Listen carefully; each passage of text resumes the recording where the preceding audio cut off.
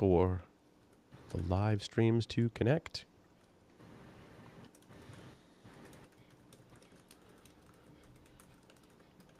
Uploads have started. That is good. LinkedIn just takes forever to connect. But we love LinkedIn, so we're going to give it time.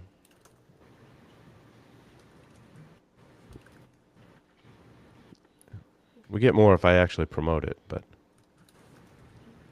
it's hard with all of our schedules. Okay, we're good. Alrighty, let's do it. This week, Red November, Cisco SNMP vulnerability, the I told you so moment for Cisco ASAs, and a little more on hybrid Petya. Stay tuned. Below the Surface, coming up next. Welcome to Below the Surface. It's episode number 61, being recorded on Wednesday, October 1st. I'm Paul Asadorian, here with some of my coworkers. Mr. Chase Snyder is here with us. Chase, welcome. He's on mute. Hey, guys. There he I'm is. totally here. I was waving.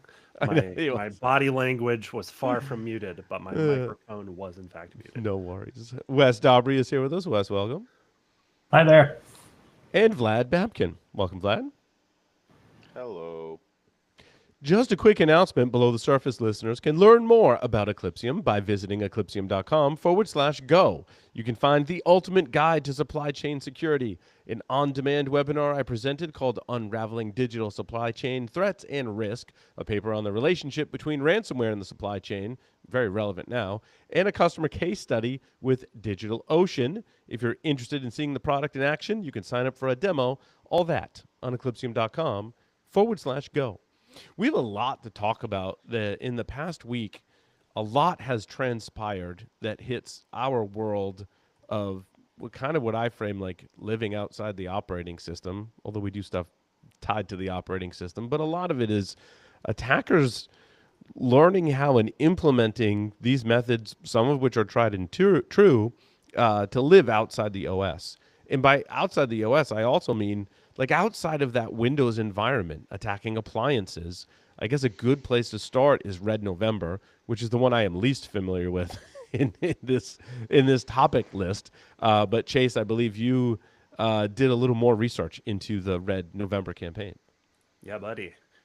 Yeah, that was a huge attack campaign disclosed by Recorded Futures Insect Group, notable for its targeting of network edge devices. So ongoing trend of increased targeting of network edge stuff like routers, switches, firewalls, etc.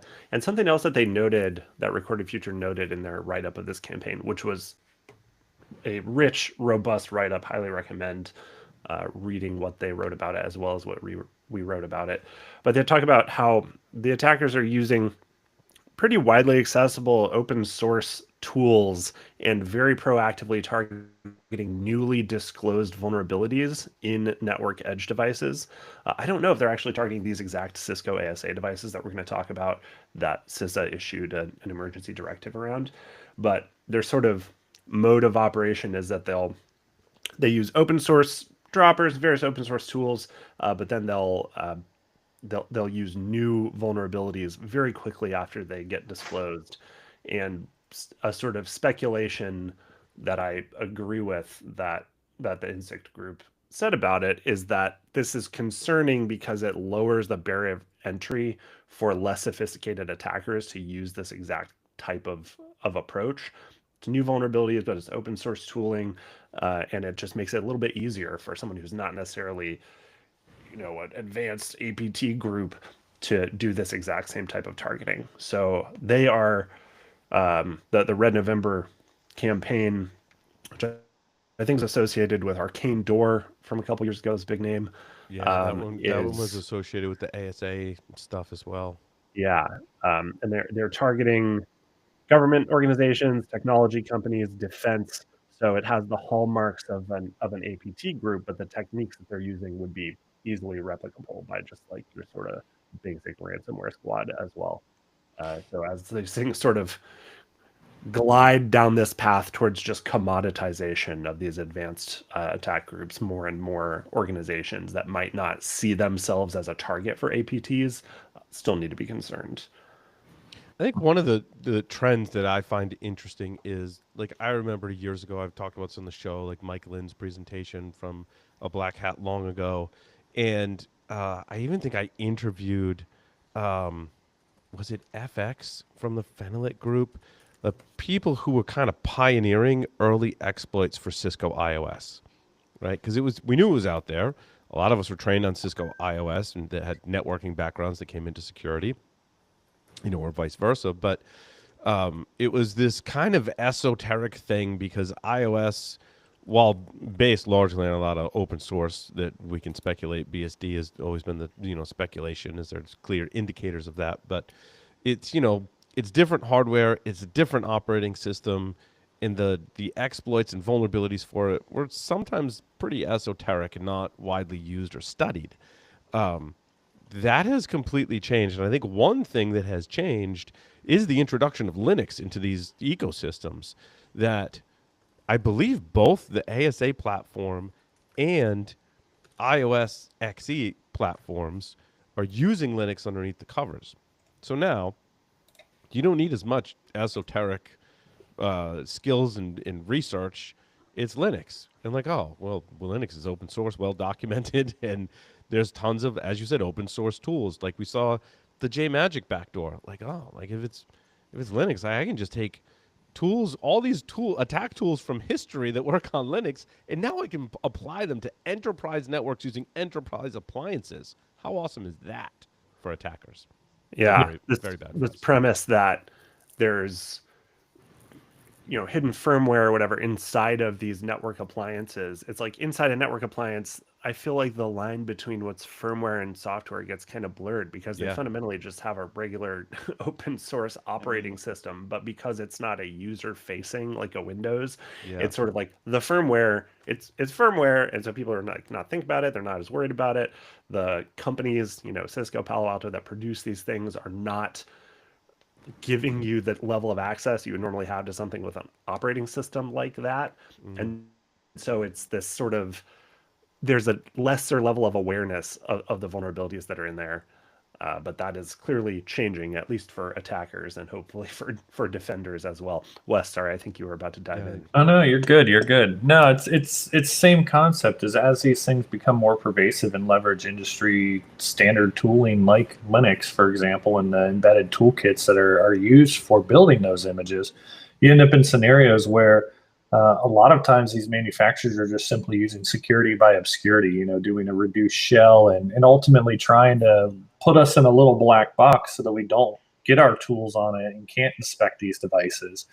But when these groups like Red November are just using standard open source frameworks and backdoors, like they were using I don't know how to say it, Panagana and Cobalt Strike as their C2 frameworks, and using SparkRat as an open source available backdoor.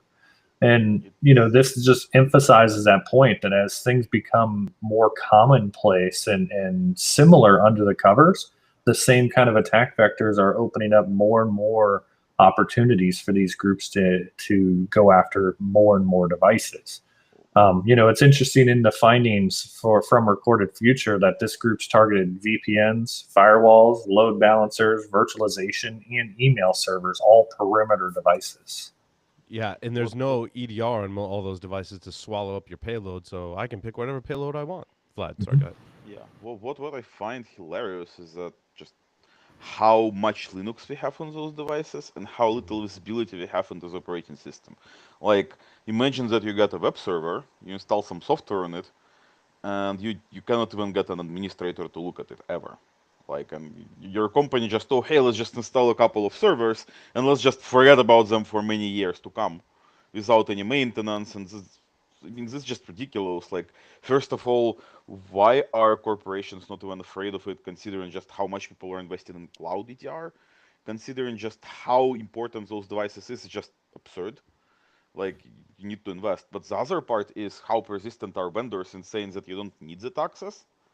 Like you need that access absolutely, but no, we'll keep giving you limited shells, and we'll keep pushing you around. Like something got to give at one point. Like at some point, somebody has to, like, stomp their foot, like maybe CISA, maybe, like, I don't know, and say that all of the devices which have Linux underneath need to provide a full shell to administrator somehow, so that, like, there is at least some room for, like, threat detection in case it happens. Because, like, the most absurd part is that, oh hey, so there is this nice little campaign. How do you detect it? You don't. Like, there might be no detection tools, or the only detection tools is literally taking the device apart and doing full forensic analysis, which is just not a thing if you have a whole fleet of them. Like, if you have one, sure, you can disassemble it, but if you have a couple thousand of them, you aren't gonna disassemble them and do forensic on each one to do basic threat detection. So, Well, also, using some of the devices, I think it was in the ASA campaigns that were targeting the Cisco ASA devices, it uses Grub under the covers. And, to our point, the end user, we don't have great visibility to get in and, oh, is it Grub? Which version of Grub is it? How is it configured? This is a known piece of software. It's open source. Vulnerabilities have been well documented. In fact, some have been discovered by our own research team. But so attackers can benefit from that. Go, oh, it's Grub. I can use tons of off-the-shelf tools and all of this previous research, and it's open source. So I can go look at the source. I can go find vulnerabilities. I can discover and learn all about it. But we, as the end user, we're like, oh, I don't know what is under the covers of this box that I bought from this vendor because I have no visibility. And so, like, the tables have been turned greatly, and I think this is a trend that we're seeing where the attackers are stepping outside of the Windows environment. Like we like to say, outside the operating system. It doesn't quite capture it, right? I think there's been a shift into not starting off by attacking Windows. The foothold now is with these perimeter edge devices that are then used to pivot into the Windows environment. This is providing attackers a network foothold, a beachhead, as some would say, if you will. It gives them access to sometimes credentials, if it's a VPN appliance. It gives them access to the network where they can pivot from to be coming from inside the network, not outside. And again, like, their payloads aren't getting swallowed up by EDR on these devices because there is no EDR on these devices. I think back in the day when I did pen tests, it may have found a bunch of network edge devices, but it was much easier for me to go, oh, I can just send a PDF in a phishing email to a user. They'll click on it. My payload will execute. And if it doesn't execute, I can continue to social engineer the user to go try this version of the document. And then it's successful. And now I'm on a desktop and EDR isn't working very well. This is actually a true story from probably 15 years ago of my own penetration test that I did for a client when I was doing that. And then I was in. Then I could pivot from there. I didn't need to go find a Cisco iOS exploit, right? That was almost too much work. But now, again, I think the tables have turned. Our Windows environments are so well protected. Email phishing has a million different vendors that are trying to solve that problem. And so now attackers are like, well, okay, we'll flip the script. We'll go after whatever the lowest hanging, again, another cliche, right? The lowest hanging fruit is, and that's these network edge devices. And the number of vulnerabilities that we've covered, even just on this show, is staggering.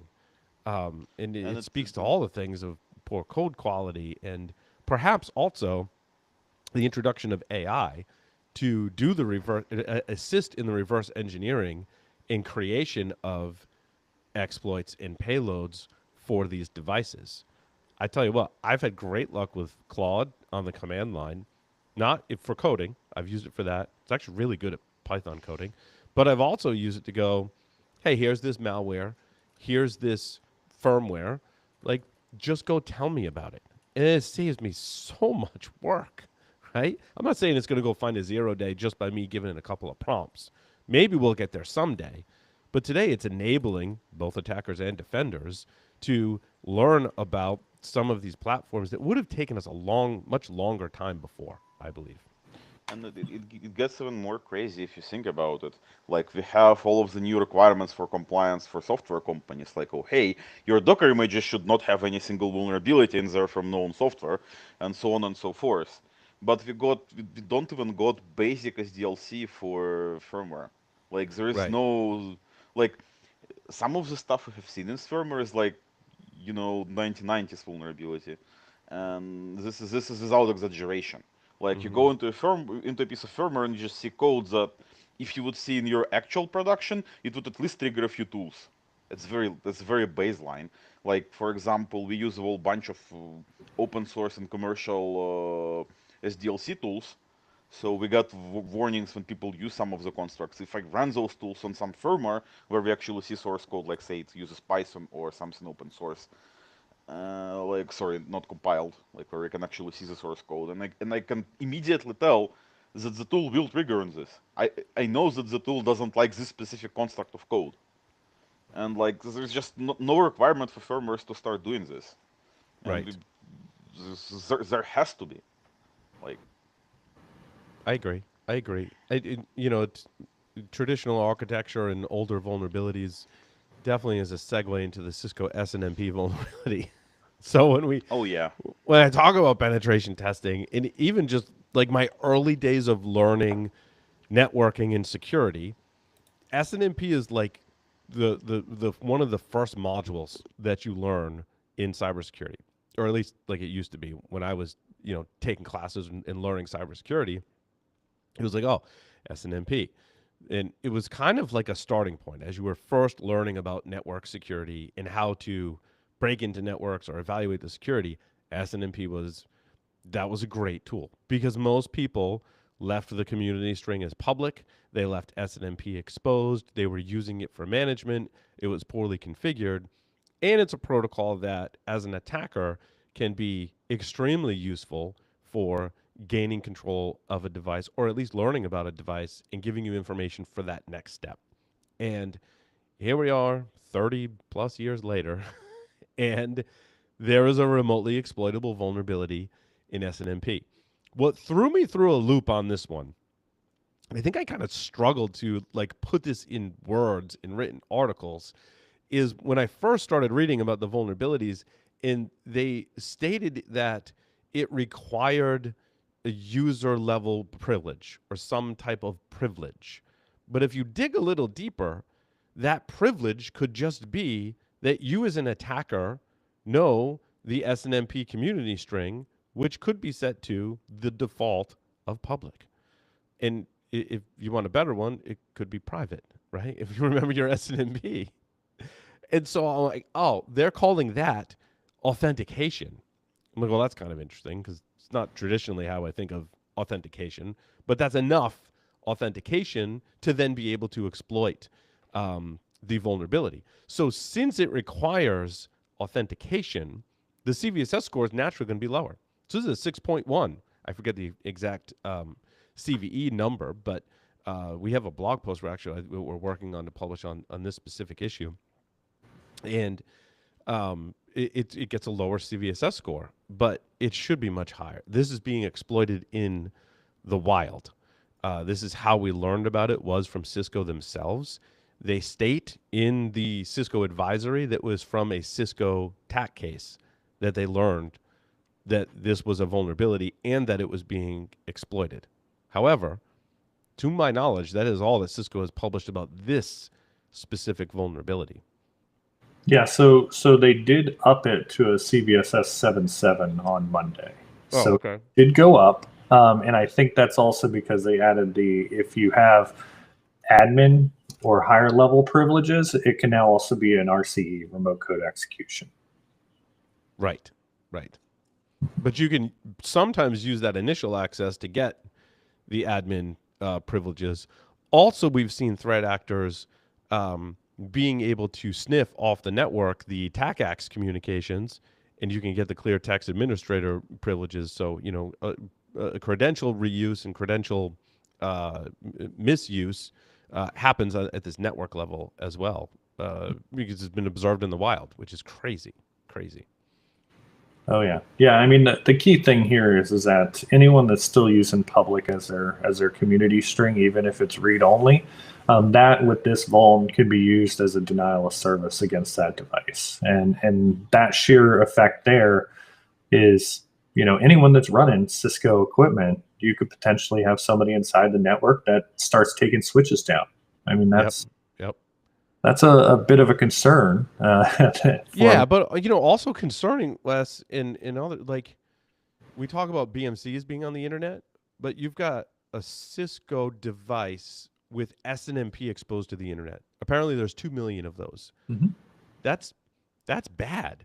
If I'm the network security person at this organization, I mean, I was, and I made sure that we did not expose SNMP to the public internet. That would be bad.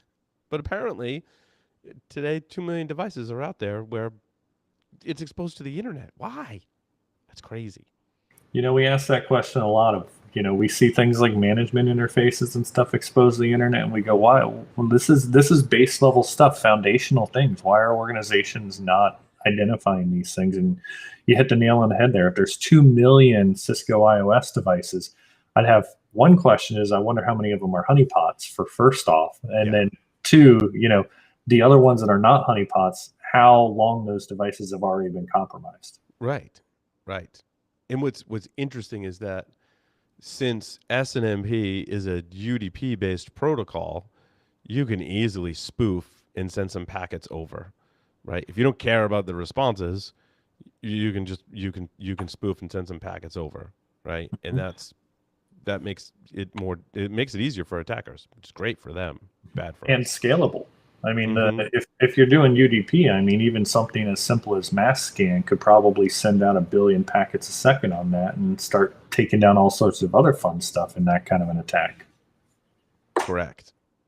Now, it's interesting that, so I was listening to the Three Buddy podcast, and I thought Juan had an interesting theory here that I had not considered, and that is because Cisco, so a lot of this activity is tied to Chinese-based threat actors. Now, no one wants to really come out and definitively say that Arcane Door or this SNMP vulnerability was exploited by Chinese threat actors, though highly likely that it is. If you read some of Cisco's documentation, it kind of backs up Juan's theory. In Cisco's documentation, they don't say Chinese-based threat actors ever in their advisories that I could find. And Juan's theory was, well, since Cisco is such a big customer of China, they don't want to start pointing fingers at Chinese threat actors. They just want to come out and say, yeah, we found this. You should just go fix it. And don't worry about the tie to Chinese-based threat actors, which is interesting. Because we didn't, in the Cisco SNMP vulnerability, they didn't come out and give us any details. There's no IOCs. There's no references to any threats or malware that they discovered. But you discovered it as part of attack case and knew that this was a new vulnerability and knew someone was exploiting it. So it's highly likely that we can speculate that you have more details to share about this. Maybe you're not. Maybe it's an ongoing active investigation. But even still, give the rest of us something to act on. And they haven't. And that's just, it's a theory. I'm not pointing fingers at Cisco. I'm not saying that's true. I think it's an interesting theory. Something that is not at all theoretical, though, is the overall growth of targeting of network edge devices. We're positing this as a trend, but that's not just us because of our observations. The 2025 Verizon data breach investigation report showed an 8x increase in network edge devices being targeted for initial intrusion specifically. And I think it was a 34% of the attacks that they included in that analysis had vulnerability exploitation. So there's two trends happening: increased vulnerability exploitation while credential abuse decreases. So we've been heavily focused on defending against credential abuse, by attackers don't break in, they log in, right? Not really the case anymore, or rapidly changing, where attackers will in fact break in because we've presumably gotten good enough at protecting credentials, MFA, various mechanisms, privilege access management, various mechanisms to make that harder to do. and so they're using vulnerabilities. And as the Red November research speculated, they're targeting newly disclosed vulnerabilities, but they're also using these older tools, and it's just easier to do. Seems like it's just easier to do to break in instead of log in now. And I would anticipate that we'll see more and more both vulnerability exploitation and targeting of network edge devices. Actually, the Mandiant M-Trends report also showed a similar stat where a large percentage of the total number of attacks that they had been called in as incident responders for used vulnerability exploitation as an initial intrusion vector. And interesting component of that one was that 21% of the ransomware attacks that they investigated or responded to had vulnerability exploitation and access vector. So it's not strictly social engineering. It's not strictly, stolen credentials. It's like vulnerability exploits as the sort of first entry point is a non-trivial amount of ransomware attacks too. And ransomware, obviously a huge concern for every type of organization, probably the biggest thing any given company would say that they're worried about in the cyber realm. And it's clear that paying attention to vulnerabilities and vulnerabilities in network edge devices is going to have to be an increasing part of their focus in cybersecurity to shore up their posture against those kinds of attacks that they're concerned about. Yeah, it harps on my soapbox of how organizations largely, because these attack campaigns have been so successful, maybe aren't paying enough attention to their external attack surface as we once used to. I feel like we lost sight of that because attacker trends shifted, right? It was a huge trend like early on where you would scan a network remotely as an attacker, you would log in and break into things remotely and have great success. And then as we got more firewalls and awareness of our network perimeter, attackers said, well, that's great. Now I'm just going to phish your users and email them, and I'm going to get around all of your defenses that way. And I feel like the pendulum kind of swung in a different direction now, where we have to pay attention to our network edge. And there's so many, I think, pretty basic ways to do this. You can subscribe to Shodan, put your IP addresses in there, and get a report. To me, that's the easiest way.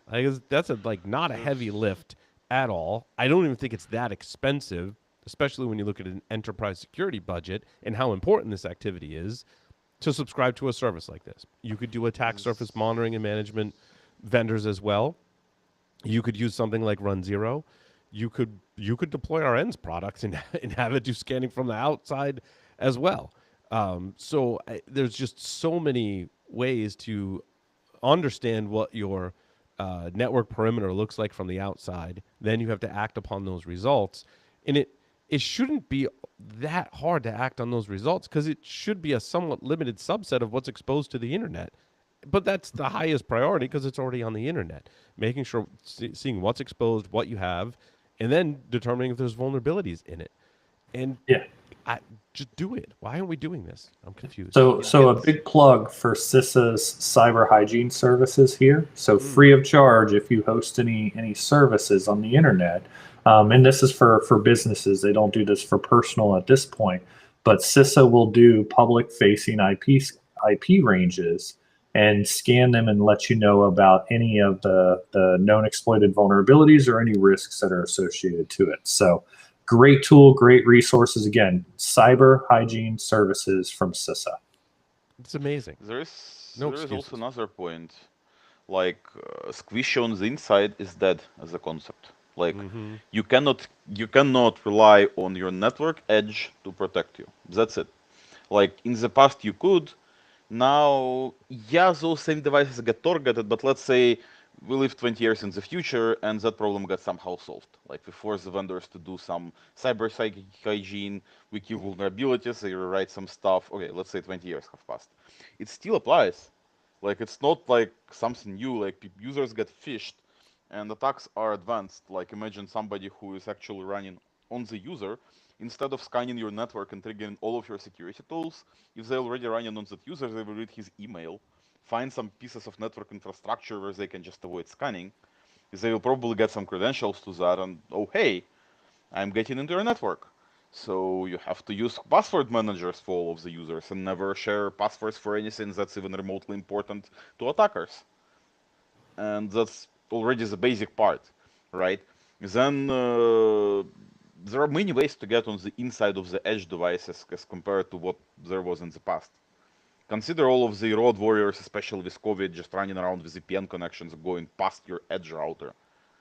Like, Yeah, even I'm a that. big fan of not just moving the problem around, right? It's when we've had conversations in the past 20 years about network segmentation, firewalls, even web application firewalls.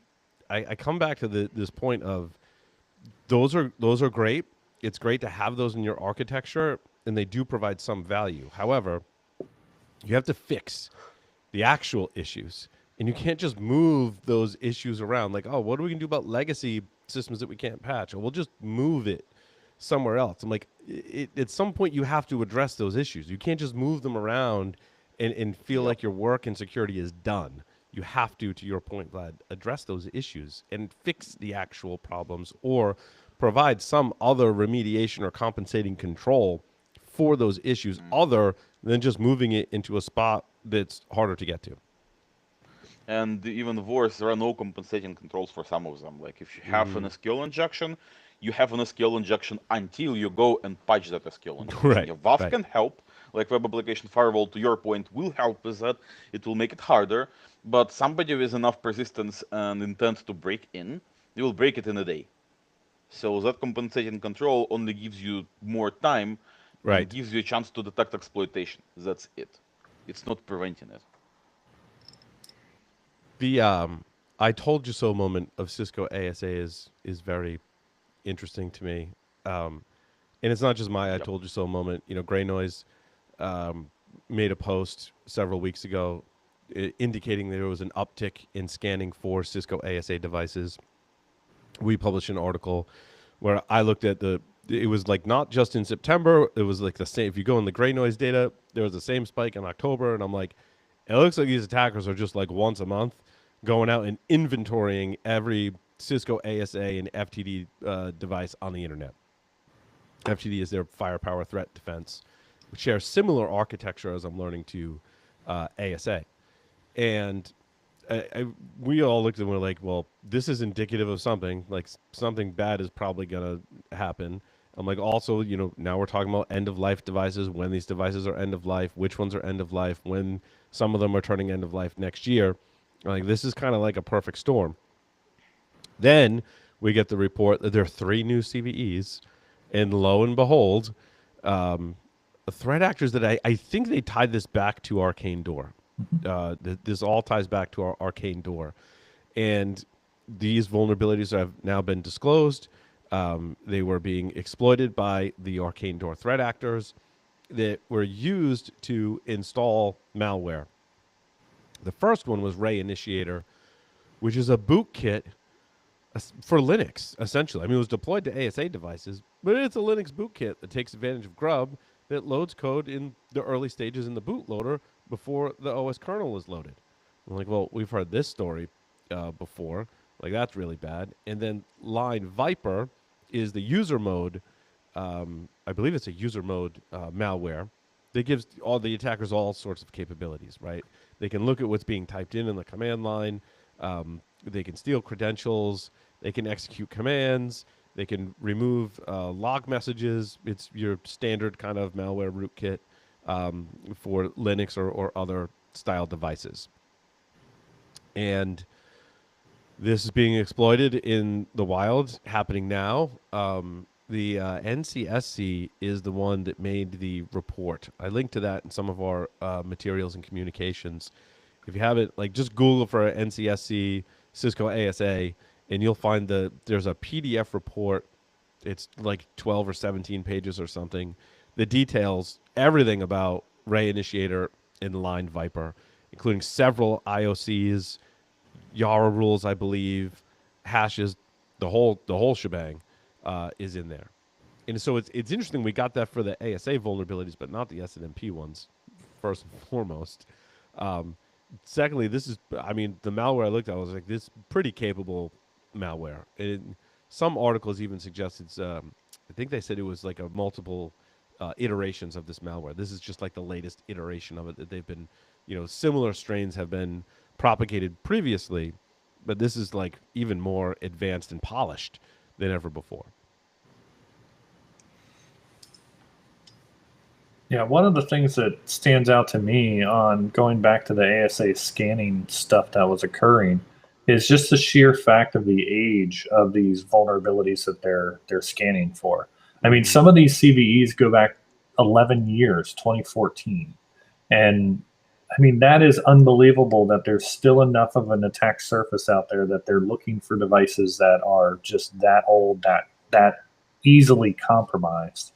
I think of it from a amount of effort and time and money spent on building the infrastructure to scan at this scale, and to be scanning for CVEs that are that old that are still actively exploited. Obviously, still have to have some rate of success too, and that to me is just insane to think about. Yeah, because people are hanging their ASA devices out there largely because there's a web VPN component and they have to be on the internet. And now attackers are preying on like, well, you have to put this on the internet to provide that service, and you're not keeping them up to date. And ASAs are going into life, and we can scan the internet super fast now. And this is a great, way into an organization, and it's just a perfect storm for this behavior. And lo and behold, look what happened, right? New vulnerabilities were discovered, and I would say fairly sophisticated malware was deployed to these devices. It strikes me that a foundational tenet of cybersecurity is to know what you have, right? Asset inventory, knowing what you have in your environment is really critical to being able to protect it. And it seems like that's also kind of a critical foundational element for cyber attackers too, for them to know what you have in your environment, which is increasingly possible, like you said, with the speed of scanning and the amount of stuff, the shift towards targeting devices that have to be on the internet to some degree, these VPN boxes and stuff. It feels like the attacker paradigm of targeting endpoints and laptops and stuff is kind of just a hangover from the early days of cyber attacks, where it was like, ransomware is going after individuals' computers for nickels and dimes and whatever. And so that was like a habit that got built up that someone figured out, oh, now that we're going after these big businesses, they have this other stuff that's easier to break into. They can't take it offline for it to do its job. Has all this broad access. And so there's this accelerating attack paradigm shift that is not being well met yet in the defender space. I think it will. I have big faith in the defender community and their ability to rise up and adapt. But it's unfortunate that the overall technology landscape that's been developed for cybersecurity over the past decade just hasn't been focused on that. It's been focused on preventing the credential abuse. It's been focused on the endpoints. And that's something that makes me extremely bullish on Eclipsium, is that we are targeting, we're helping you protect the things that the attackers are going after now, those network edge devices and that firmware level. And I feel like we're ahead of the game a little bit on that, but the industry is really going to need to catch up based on the acceleration of the attacker behavior trend that we're talking about. Yeah, we're doing everything we can to actually scan those devices, even though vendors are sometimes actively interfering with that. As we have said before, time and time again, in this conversation alone as well, there are not a lot of stuff you can do with some of the network devices. Like, you don't get as much access as attackers do through exploits. So there's a good question of what to do about it. Like, sometimes you actually have to exploit the device to actually get visibility to check if it was exploited by somebody bad. Isn't that crazy? Like, I was just thinking, we covered the Rapid7 researcher that discovered the vulnerability where you could upload vulnerable applications. I forget what they're called in the ASA.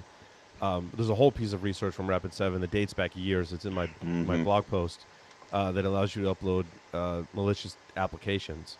Like, well, if you're a cybersecurity vendor, you could actually leverage that to give people visibility.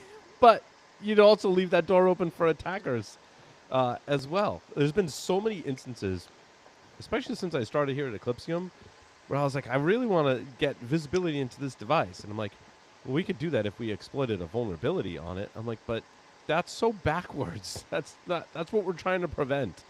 It's crazy. Yep. Security by obscurity still. Mm-hmm.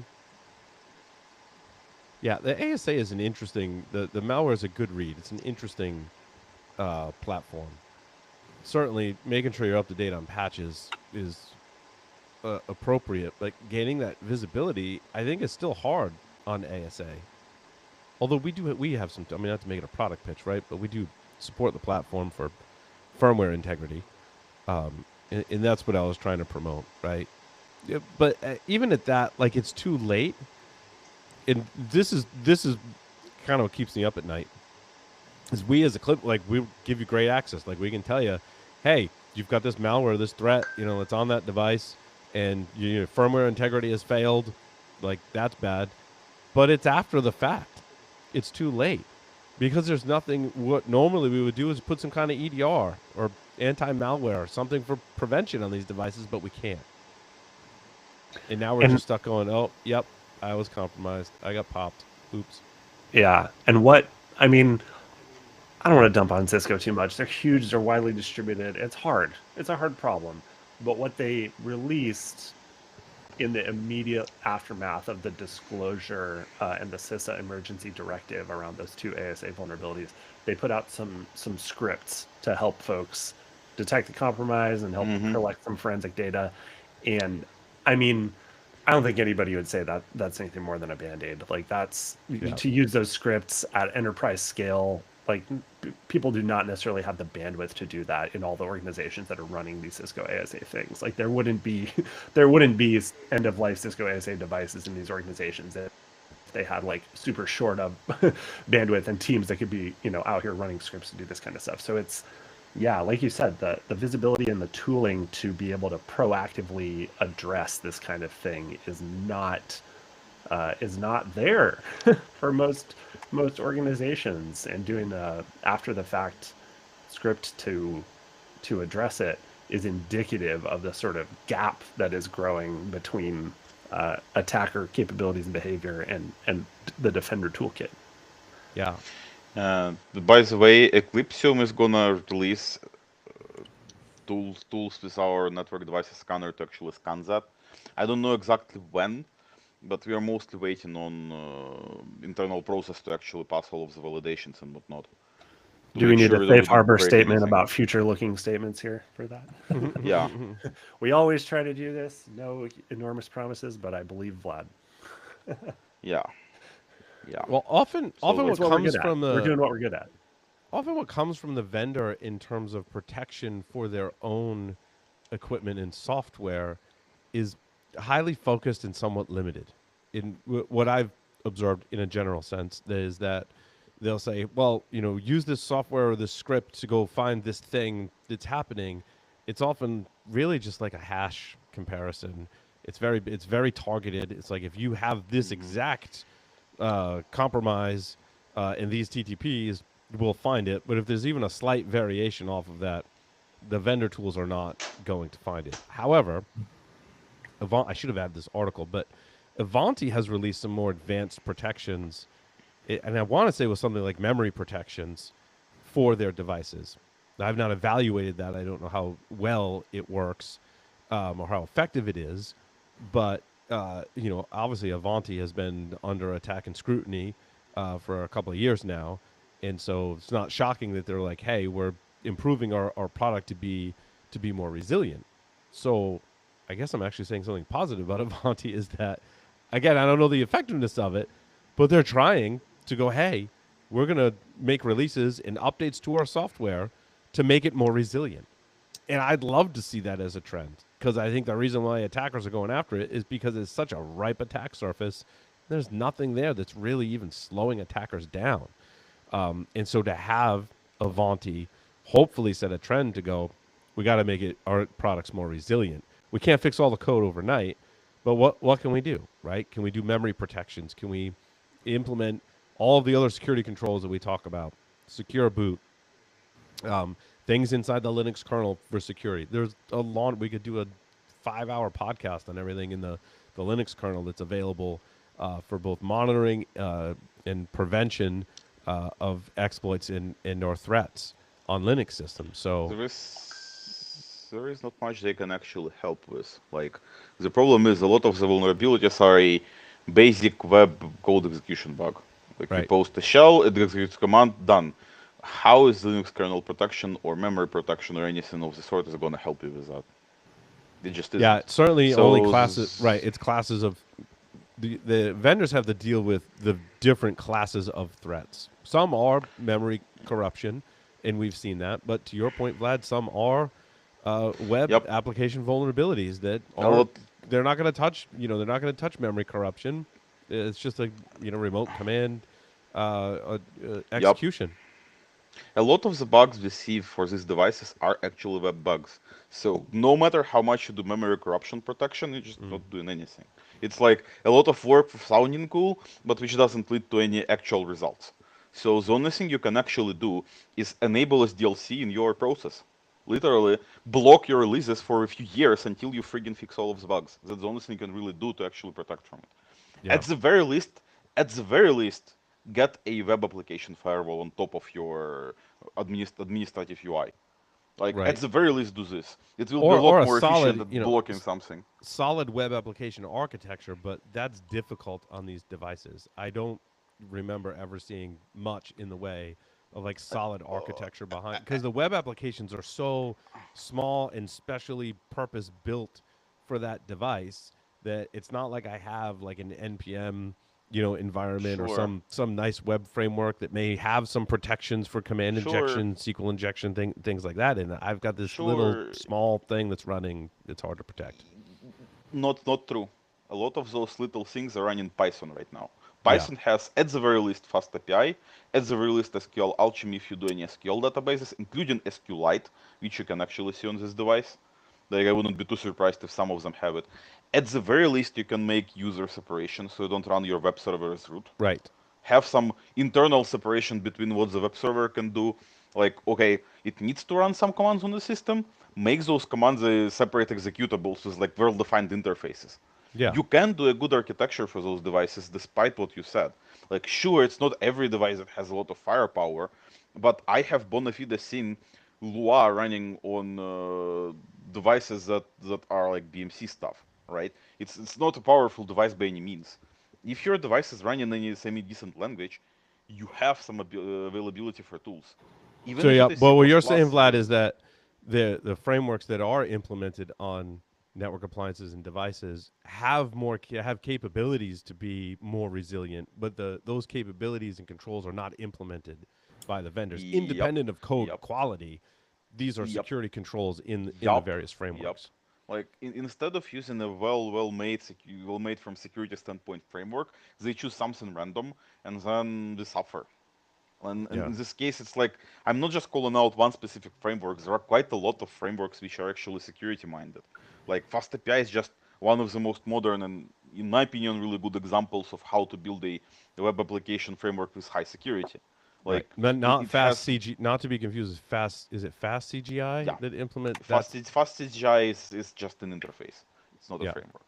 Oh, Like gotcha. FastCGI is just how you call Call binaries. Well, binaries fast, or yeah. right. Yeah. So to give an example, like FastAPI, how do you make a web request?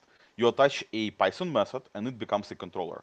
Now, point is, if you type all of your variables on that method, what will happen is that it will check the type. It will just check, okay, is this integer actually an integer? Mm-hmm. And if it isn't, it will throw an error. Suddenly, quite a few type juggling bugs just go away. Right. Right. Then it can have a lot of extra validations and whatnot. Sure, it will not protect you from all of the bugs. It will not save you from command injection, No, they never but it will do. Yeah. prevent it will prevent quite a few bugs related to validation, Mm. and it will make writing your validation much cheaper. By the way, Right. so if Right. you're using Python in your appliance, there is absolutely no reason why you cannot use FastAPI. Like, sure, if you are not using Python, you are limited with resources and you are forced to use C++. Yeah, your choices are a little bit more limited, but there is Boost HTTP, which is again decent web framework. Hmm. So there is Yeah, that. it's the I think the design decisions were made without security in mind, and Yeah. solely based on functionality, Yep, in and cost, and that's not security. Because you're right, they would have made different choices. yeah, but in this case, like some of it is absolutely ridiculous because some of those would cut costs. Like Mm-hmm. it's much easier to write a modern simple API in something like Fast API as compared to trying to make your own entire architecture in Python. Right. Again, simply because like this is a ready-made framework for you. You don't have to think about quite a few things. I want to talk a little more about hybrid Petya because we released a blog post on that, and I think it deserves more of a mention, especially now that I've dug into some of the details. Because what is the phrase that Mickey hates? Our coworker, I think I said it's a supply chain security crisis. It's gonna be a T-shirt. This is not just a vulnerability; it's a supply chain security crisis. And when it comes to UEFI secure boot and methods such as hybrid Petya and the associated CVE, that's really what this is, right? There are tools. I forget the CVE. Is it 2025 7344? I think it's 2025. What's that? 2024 7344 is the vulnerability in bootloaders that are distributed for system recovery. And there's several vendors that I believe shared code. It's, I think, the same code that ends up in their bootloader. And these bootloaders are signed with Secure Boot, signed with I believe a Microsoft certificate.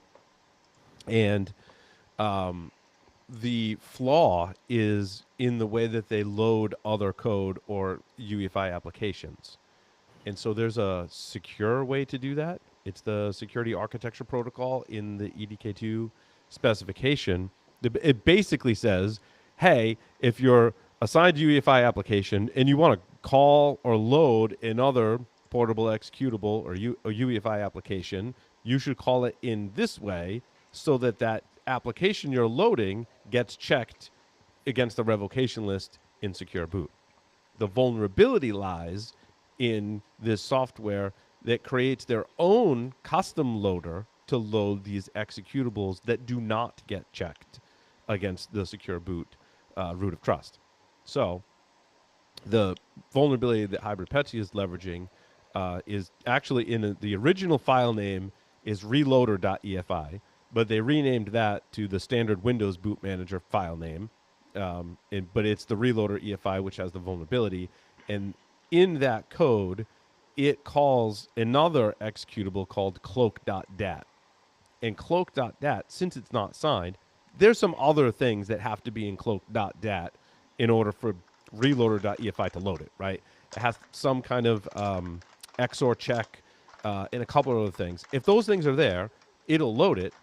And then as an attacker, you can just write whatever code you want after that, and that's the code that's going to get executed. And guess what the attackers did? They wrote ransomware inside of that.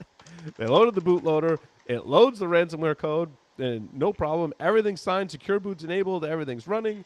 And now you've got a bootkit that is executing ransomware due to the supply chain security crisis, essentially, that we have with Secure Boot. I don't want to knock Secure Boot, but it's a reminder that these controls are only as good as the root of trust and the revocation lists that enforce them. And just time and time again, since Secure Boot's introduction, we've seen these attacks. Now we're seeing them not so much in the wild. Again, Hybrid Petya was posted to VirusTotal. We didn't find it live on a system, and there's speculation as to where it came from, but that's what's happening here. You know, it's the age-old problem again, where when you have built an industry trust system that people leverage, and then it gets utilized, and now you have millions of devices using something that's trusted that is found to have a vulnerability or something in it, you can't just simply turn it off at that point. Because if you do, you suddenly start bricking a lot of devices that are out there, and then that gets to be the main story in the news, not trying to be as secure as possible. And we've seen that across the board in almost all of these Secure Boot bypass vulnerabilities, where it it is a known thing that Microsoft or UEFI forms can't revoke it, because if they do, it would break a lot of devices out there. This is the same exact case. Yep. And it's very similar to Mickey and Jesse, our coworkers, research one bootloader to load them all, which pointed out flaws in several bootloaders that operate the vulnerabilities are very, very similar, including signed shells. And in that research, Mickey and Jesse identify that if there are certain capabilities inside of a UEFI shell, those capabilities can be used to map memory regions or remap memory regions, which can be used to bypass secure boot. And so we keep having this problem where we can undermine secure boot based on finding software out there that has been signed that contains certain, not even just vulnerabilities, but even just very similar to law drivers, contains functionality that let malicious actors bypass security controls. Yeah, I mean, this is the exact same thing that we see with vulnerable drivers in Windows OS, people using those to run, unsigned or dangerous code just by simply loading a device driver that's already trusted by the Windows subsystem. It's the same concepts. But in this case, it was finally leveraged or leveraged again, I should say, to establish this bootkit to do nefarious things before the OS even loads. Yeah, and this is, attackers just showing that they're going to start doing more by living outside the operating system. We've talked about this for a while, and I think we're starting to see stronger indicators that this is where attackers are going. I mean, maybe it's because we've hardened Windows so much, although I still see techniques for bypassing Windows EDR and other security controls every single week. I see new techniques all the time. I'd love to have like a segment where we talk about some of those. Because I am not the world's foremost expert on Windows, but these newer, and oftentimes it's hard to decipher, is it really a newer technique? Is it a variation? Or is it something that we've known about and someone just took the time to write it up, better? I've seen all three of those cases when I consult with my Windows experts, my friends who are Windows experts. But even given that, I think attackers are likely frustrated and going, I want to skirt around all of these defenses because it's getting super annoying. And so we're just going to get inside of firmware, inside of a network device, inside of a BMC, and then we don't have all these issues, right? So they're finding other attack surfaces that don't have the security controls that Windows systems have. Mm-hmm. Yeah, I mean, there's two games of whack-a-mole going on. One is, as practitioners, we are trying to make it harder for the attackers. And then one for the attackers going, we're going to go where it's easier for us. Right. And, you hit the nail on the head there, is that it's all about applicable controls that organizations can have in place for monitoring, visibility, and security.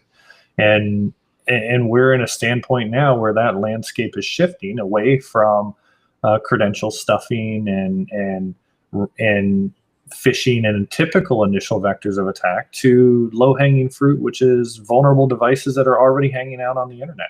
Mm-hmm. And, we're just going to see this shift around again to whatever is the name of the game tomorrow. But the trouble is the tools and the technologies leveraged are making it easier and faster for these threat actor organizations to do this. Leveraging AI now is giving opportunities for them to do something as simple as point to a CVE and point to a compiled set of binaries and say, with this CVE, point to where in here this exploit exists or this vulnerability exists. And it's even making it even easier to start reverse engineering this stuff. So I actually did that. So I took the Hybrid Petya malware sample and I put it on a directory on my Linux system, right? On a Linux system, right? Because I'm like, this is ransomware. I'm like, but I'm not running Windows. So the ransomware is not going to execute because I don't have an NTFS file system for it to prey upon. And I'm not running Windows as an operating system in the bootloader specific to Windows. So I'm going to take this malware sample, use the command line Claude Code which I was kind of shocked that I was like, hey, like I put you in a directory with malware that is also ransomware. Like, don't execute anything. I just want to learn about it. And Claude was like, oh yeah, sure, no problem. And I asked it a series of questions about the malware that built upon each other. Tell me how it works. Tell me how it loads this. Tell me how it loads that. Where and what are the vulnerabilities? And it answered all of my questions about it. So if I can do that, to your point, Wes, attackers can do that as well, and more easily come up to speed on some of these more sophisticated techniques with the aid of some type of AI. 100%. And, I was just thinking about it. Even if you're running Linux, I'm pretty certain your EFI partition is still running a version of NTFS on it. So you would actually have a file table. So don't accidentally run that code. Don't do that. Yeah, don't do that. Put it in a VM. Keep it separate. Put it on a different system. Right. Be careful when you're analyzing this malware. Well, sometimes malware gets smart if it's being analyzed. Right. So you have to be careful when doing that, for sure. We're nothing if not careful on this podcast. Yes, extremely. Big Claude stands apparently too. I also Claude is great, man. Yeah, so good. I use Claude for just a side note. I use Claude for a Python scripting project that I had worked on kind of on and off, just creating scripts to make it easier for me to basically load SD cards with firmware and files for ESP32 devices. And I finally sat down and I used Claude, and I was like, I gave it all my requirements, right? Prompted it little by little, and the code quality that it was able to produce was astonishing.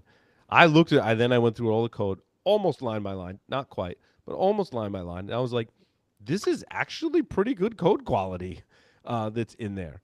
In fact, sometimes I had to kind of scale it back. I'm like, don't get too fancy. Claude has a tendency to make it super. I don't need anything super, because the more fancy you get, the more mistakes you're going to make. I'm like, just do this. And then I would also prompt it as a tip. Say, show me your plan for what you're going to implement, and break it down into phases, like 3 phases. I want easy, medium, and most advanced. And then give me a plan of what you're going to do.